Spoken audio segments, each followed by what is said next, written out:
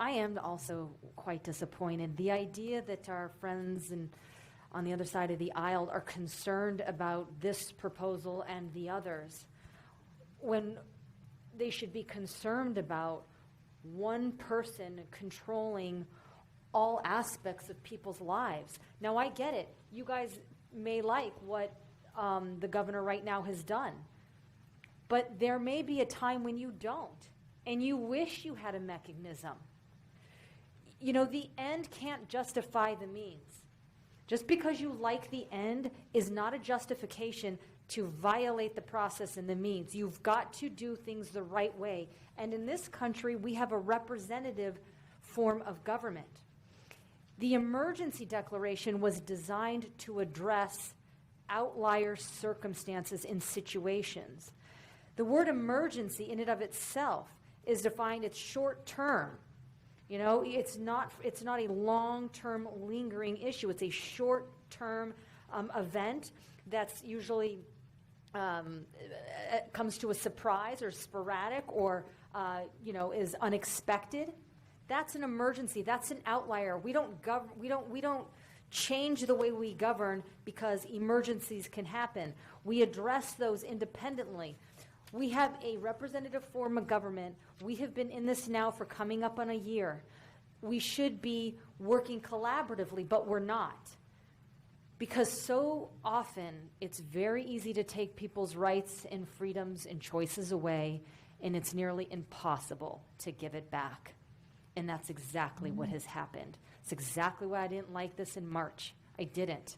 Not because I didn't want to handle COVID-19 in a very powerful, forceful way, but I was concerned that it was going to get abused, that the goalpost was going to get moved, and every couple of months there was going to be a new justification for why we should continue to live under this style of government. And actually, it's not a style of government.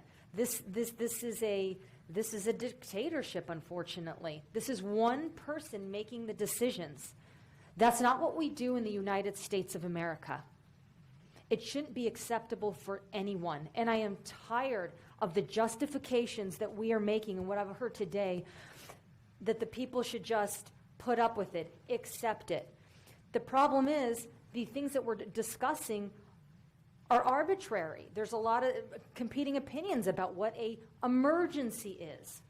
And because of that, it lends itself to being abused because it's not something that's rather definitive. I think when these provisions were put into place, there was assumptions that there wouldn't be confusion about what an emergency was. So they didn't necessarily think that there needed to be certain safeguards. But what our governor has demonstrated to us is that that definition can be stretched and manipulated and used to justify the continued erosion of personal freedom under the guise of safety. And there's no reason, again, why we can't be addressing this in other ways. And I keep saying that because, to Mr. Mesnard's point, no one here is suggesting we don't have a problem that we shouldn't be focused on. What we're here suggesting is that its approach is no longer suitable, and the public no longer continues. I do not believe that the public continues to support this kind of approach. They want us at the table, and it's unfortunate that what I believe actually is our friends on the other side of the aisle making this political. That's really been the takeaway for me today, and with that, I vote aye.